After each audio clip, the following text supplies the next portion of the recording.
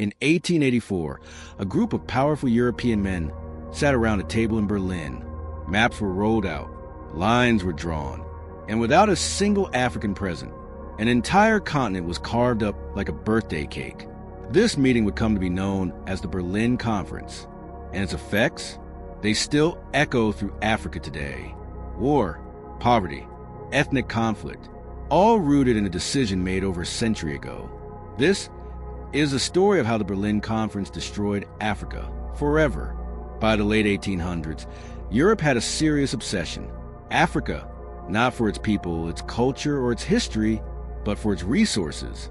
Gold, diamonds, rubber, ivory, you name it. Europe saw Africa as a gold mine just waiting to be claimed. But here's the thing, Africa wasn't just up for grabs. It was full of sovereign nations, kingdoms, tribes, and cultures that had thrived for centuries. Still, that didn't stop the scramble. Britain, France, Belgium, Germany, Portugal, Italy, Spain, all racing to take their piece of Africa. And with tensions rising between these colonial powers, they needed a way to avoid war, at least with each other. So in November 1884, Germany's Chancellor Otto von Bismarck hosted a meeting in Berlin. 14 nations were invited. Guess how many were African? 0.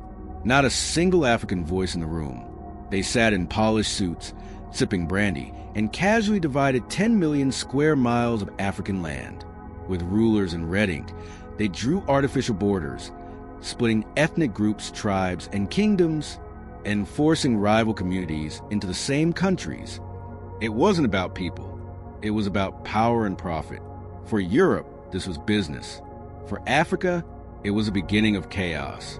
After Berlin, the colonizers moved fast. They took land, enslaved people, looted natural resources, and dismantled traditional systems.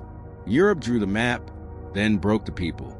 Entire generations were forced into labor, children stripped of identity, and communities pitted against each other. And when independence finally came, decades later, Africa was left with broken systems, deep divisions, and a map that made no sense. Think about it. How do you build a stable country when your borders were drawn by foreigners who didn't even know your language?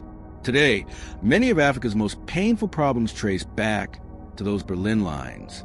Civil wars in Sudan, Rwanda's genocide, Nigeria's tribal tensions, all rooted in artificial divisions and colonial manipulation.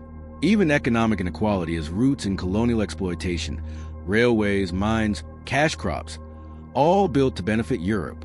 And while Africa is rising, powerful, and resilient, it's still healing from the trauma of decisions made in a European boardroom 140 years ago. The Berlin Conference didn't just divide land. It fractured identity. It planted conflict. And it left wounds that still haven't healed. Africa's story did not begin with colonization. And it doesn't end with it either. But to understand where we're going, we have to face where we've been. And the Berlin Conference is a chapter we must never forget. If this story moved you, or if you want to hear more untold truths from African history, hit that subscribe button, like the video, and share it with someone who needs to know the real story. Because Africa's past deserves more than silence. It deserves a voice.